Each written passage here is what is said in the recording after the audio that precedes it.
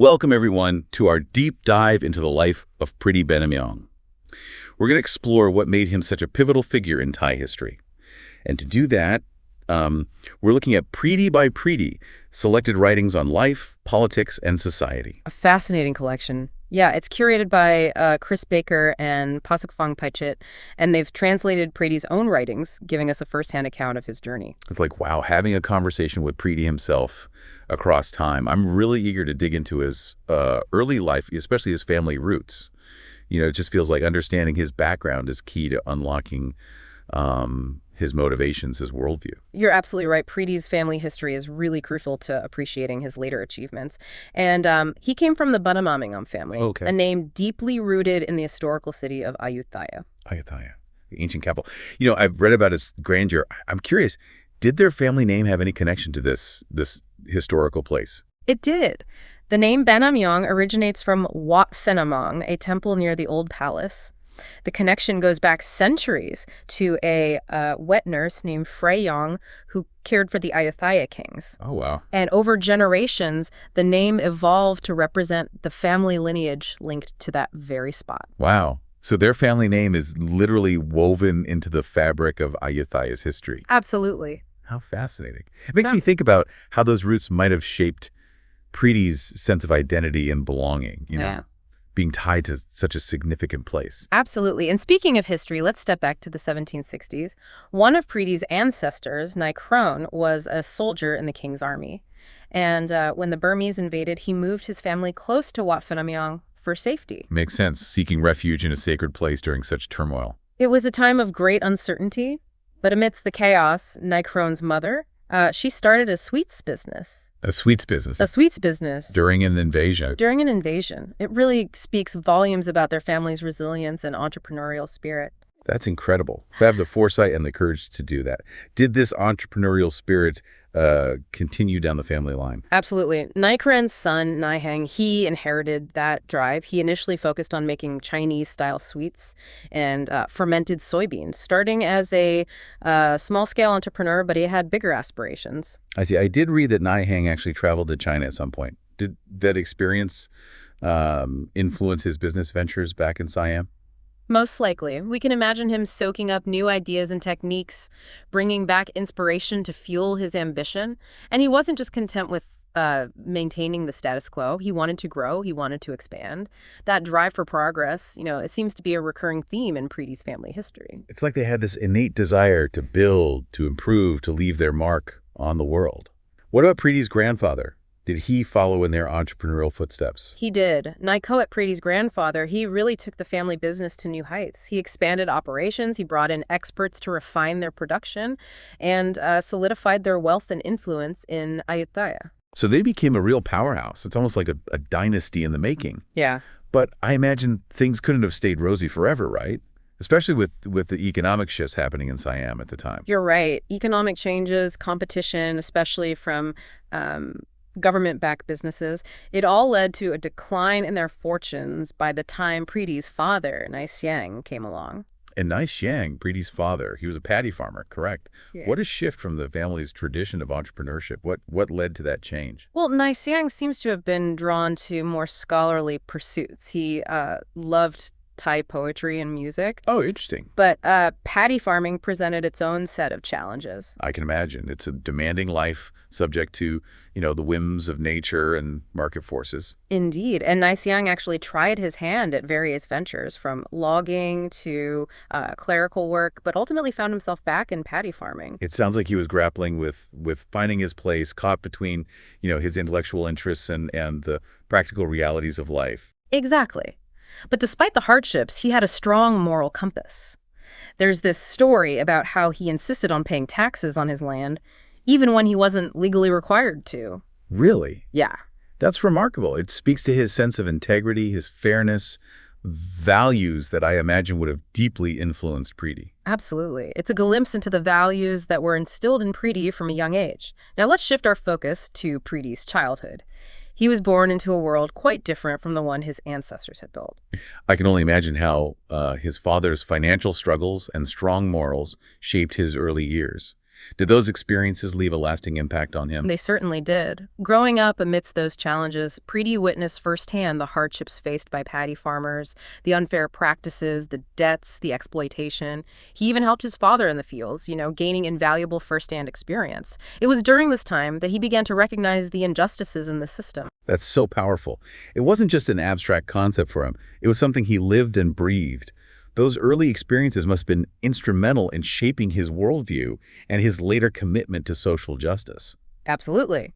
And speaking of shaping his worldview, let's delve into Pridi's education. He began his studies at various temples and schools in Ayutthaya and Bangkok, building a solid academic foundation. So he had a blend of traditional and modern education. That's quite interesting. Yes. And it's important to note that his practical knowledge, from working alongside farmers, provided a different perspective. He wasn't just learning from textbooks. He was experiencing the realities of life for many Thais.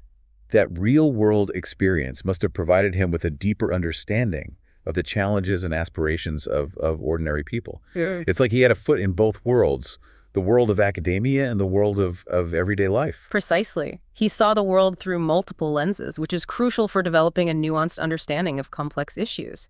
And this multifaceted perspective would continue to evolve as he pursued higher education. Speaking of higher education, he eventually went on to study law, right? It seems like a natural progression, given his early exposure to injustices within the system. It does. He entered law school under the Ministry of Justice and even began learning French, foreshadowing his future academic pursuits abroad. It was as if he instinctively knew that equipping himself with legal expertise would be key to effecting real change. So even at that young age, there was this drive, this ambition to understand the levers of power and how to use them for the betterment of society. Exactly. But before we jump across continents, we need to talk about a remarkable institution Pridi founded in 1934, Thammasat University. Yes, Thammasat University. It's renowned for its commitment to social justice and its role in shaping modern Thai society. I'm so curious about the story behind its founding. Well, Thammasat was born out of Pridi's vision for a new kind of education in Thailand, one that was accessible to all and focused on addressing the real challenges facing the nation. What a powerful vision to democratize education, to empower individuals from all walks of life. It was a radical departure from the elitism that often characterized higher education at the time. It was a bold statement. He believed that education was the key to unlocking Thailand's potential, and that everyone, regardless of their background, deserved the opportunity to learn and contribute. It speaks to his deep-seated belief in equality and his unwavering faith in the power of the human spirit. What were the core principles that guided Thammasat University's approach to education? Pridi envisioned Thammasat as a place where critical thinking, social responsibility, and practical application were paramount. He wasn't interested in simply imparting knowledge. He wanted to cultivate active, engaged citizens who would go out and make a difference in the world. So it was about empowering students to be agents of change, not just, passive recipients of information. Exactly. And this forward-thinking approach resonated with many. Thammasat attracted students and faculty who shared Pridi's vision, becoming a hub for intellectual discourse and eventually a catalyst for social and political change. It's fascinating how this institution, born out of Pridi's ideals, would go on to play such a pivotal role in shaping Thailand's future. It speaks to the enduring power of ideas and the impact one person can have on the world. He was awarded a scholarship to study law in France, a journey that would prove to be transformative. So, we left off with Pridi receiving a scholarship to study law in France. Yeah, this feels like a pivotal moment, a chance to broaden his horizons, immerse himself in new ideas. It was a turning point. He arrived in France in August of 1920, eager to soak up all that European intellectual life had to offer. He began his studies at the Lycée in Kennen, focusing on French language and general knowledge. It was essential to lay a strong foundation before diving into the complexities of law. I imagine it must have been a whirlwind experience, adapting to a new culture, a new language, a whole new way of thinking. What stood out to you about his time at the Lycée? What's fascinating is Pridi wasn't just passively absorbing information. He was actively engaging in discussions, debating ideas, challenging assumptions. It's clear he wasn't afraid to push boundaries and question conventional wisdom. That independent spirit, that willingness to to challenge the status quo. It seems to be a defining characteristic of Pridi, even from a young age. Absolutely, and it only intensified during his time in France. Mhm. After the lycée, he moved on to the University of Cannes, where he earned his Bachelor of Law. A Bachelor of Law. Yeah. That's a significant achievement. Did he stop there? Not at all. His thirst for knowledge led him to the prestigious University of Paris. Oh, wow. There, he pursued even higher levels of legal education, earning a Doctor of Law from the Faculty of Law. Wow. A Doctor of Law from the University of Paris. That speaks volumes about his intellectual capabilities and dedication. He didn't stop there. No. He also studied at the University of Paris's School of Economics and Political Science, Wow. further broadening his understanding of the forces shaping societies. It's incredible how he seamlessly navigated these different academic disciplines, weaving together law, economics, and political science. It seems like he was building a comprehensive toolkit for understanding and ultimately changing the world around him. He was crafting a holistic view, recognizing the interconnectedness of these fields. You see, it wasn't just about mastering legal theory, it was about understanding how law interacted with economic systems and political structures. It's almost like he was preparing himself for a larger role, equipping himself to tackle complex societal issues. Yeah. Did his experiences in France, both academically and culturally, have a noticeable impact on his thinking? Without a doubt. It was during this period that Pridi fully immersed himself in European intellectual and legal thought. And this exposure to new ideas, new perspectives, profoundly influenced his worldview. He encountered concepts like individual liberty, democratic principles, social justice ideas that would later shape his vision for Thailand. It's fascinating how travel and exposure to different cultures can be such catalysts for personal and intellectual growth. It's like he was absorbing these ideas, filtering them through his own experiences, and developing his own unique approach to social change. That's a great way to put it. Pridi wasn't simply adopting Western ideas wholesale. He was critically analyzing them, synthesizing them with his own understanding of Thai society, and forging his own path. This period in France, it seems, wasn't just about academic achievement.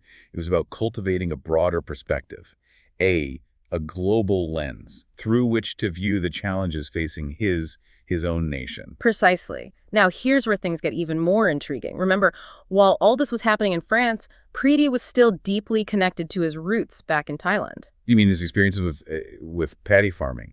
But how could he be involved while studying abroad? During his school breaks, Pridi would return to Thailand and assist his father in the rice fields. Wow, that's incredible. He was straddling two worlds, immersing himself in European intellectual circles while staying grounded in the realities of rural Thai life. Exactly. And this duality is key to understanding Pridi. He was a man who could effortlessly navigate both the theoretical realm of academia and the practical world of paddy farming.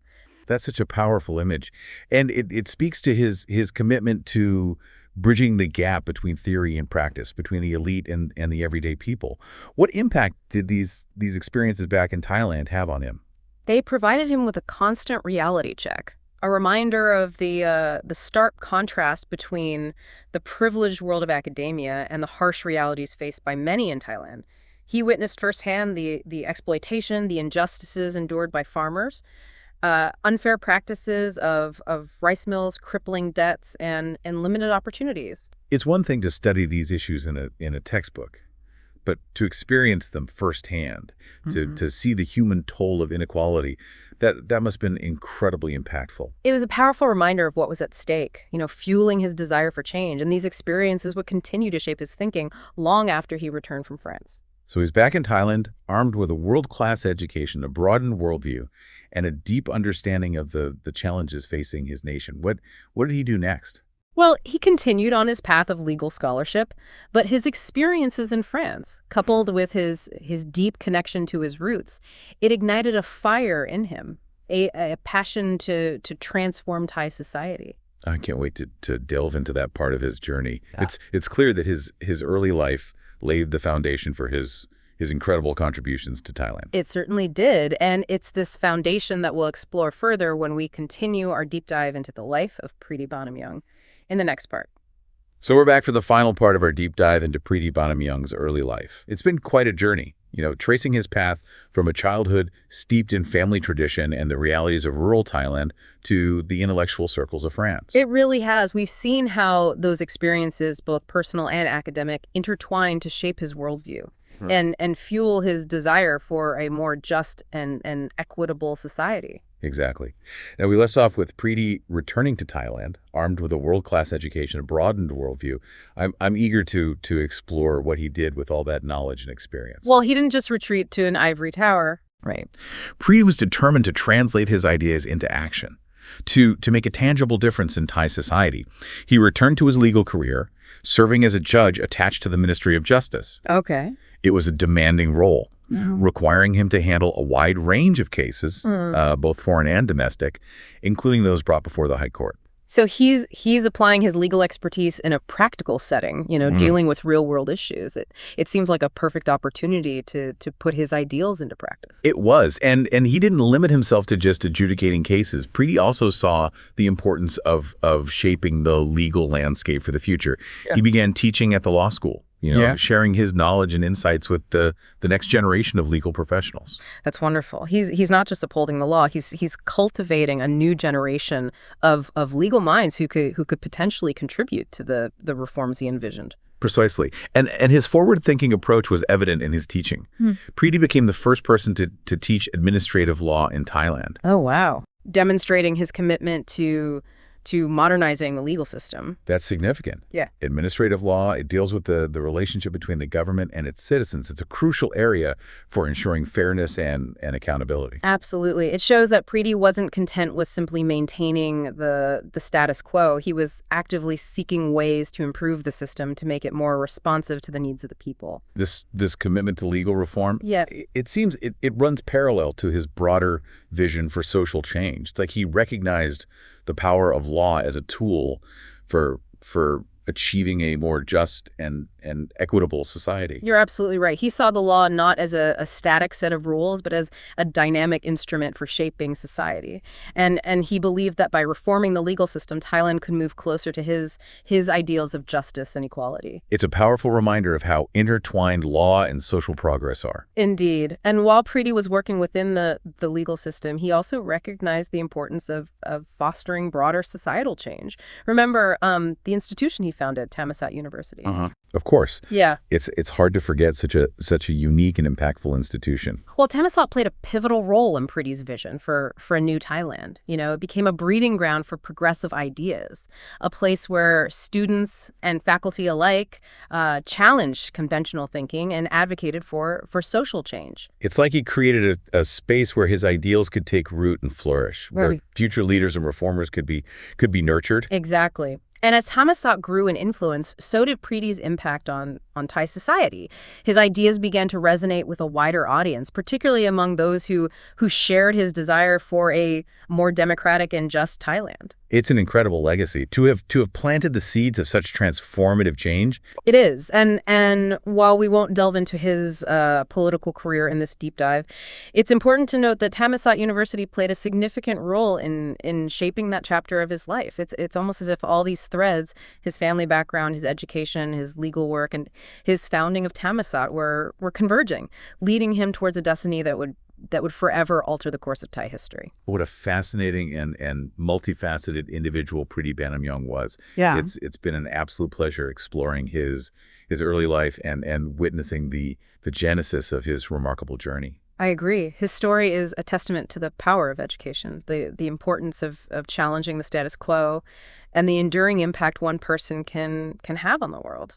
As we wrap up this deep dive, I'm left with a sense of awe and inspiration. Pridi's life is a reminder that each of us has the potential to make a difference, to contribute to building a better world. Yeah. Well said. And for our listeners, I encourage you to reflect on Pridi's story. What resonates with you? What lessons can we draw from his life as we navigate the complexities of our own time? That's a great question to ponder. Until next time, keep exploring.